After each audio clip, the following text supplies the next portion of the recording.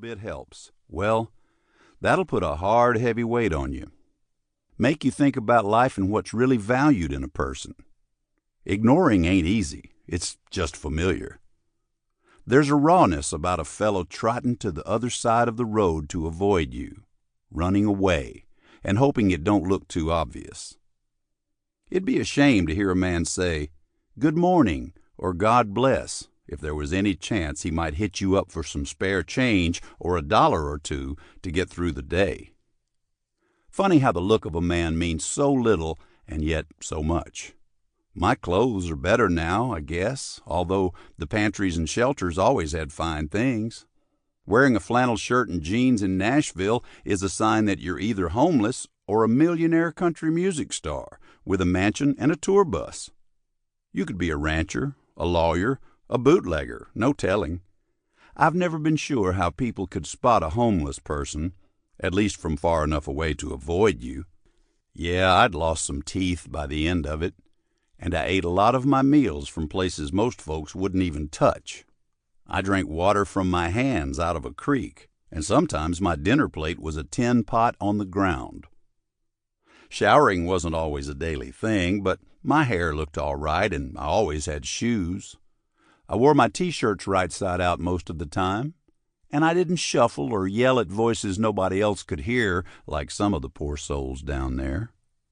I guess it's just a feeling that drives folks away. As I've spent more time in the Bible, I think a lot about John the Baptist.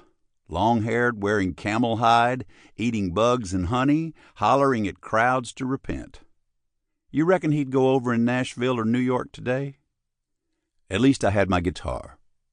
There were a lot of times when that made all the difference. With a six-string in front of me, I wasn't looked at like a hobo or a vagrant or whatever down and dirty word you'd use to push your fellow man a notch or two below you. I was an attraction, a street artist. I was bohemian, I heard more than once. A couple of chords into a song and heads always turned. People would slow their walks or stop altogether and listen. Most would smile, maybe tap their toes. Some would eventually throw a few bucks into the case I had open with an out-of-work sign propped up inside it.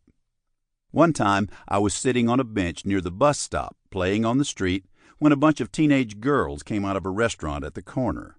They were all talking at once and giggling the way girls do. Then they heard my song and just broke out dancing. It was a big, happy group. There wasn't a boy among them. So I changed it up and played something slow to see what they'd do. Well, they paired up and swayed to the beat without missing a step.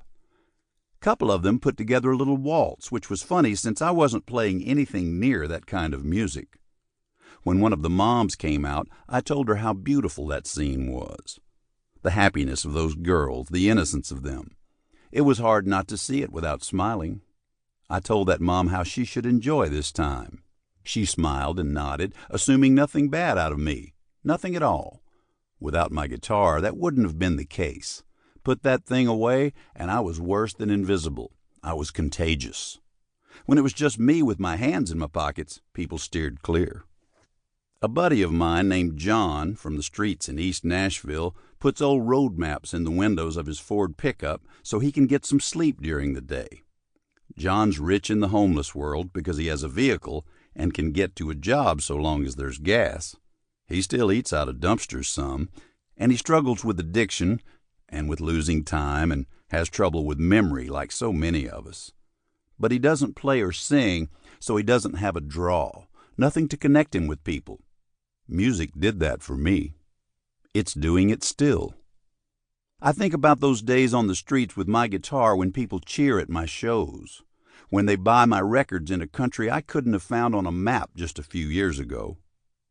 Who would have thought that a fella who'd been writing and singing country and Americana music for 50 years, a boy who grew up in Queens, New York, listening to bluegrass, a man who rambled in and out of homelessness in Nashville without selling a single record, who could have believed that somebody like that would be one of the best-selling acts in Sweden in his mid-60s? I never would have considered it, yet here we are. The word miracle gets a lot of work nowadays. Too much, I think.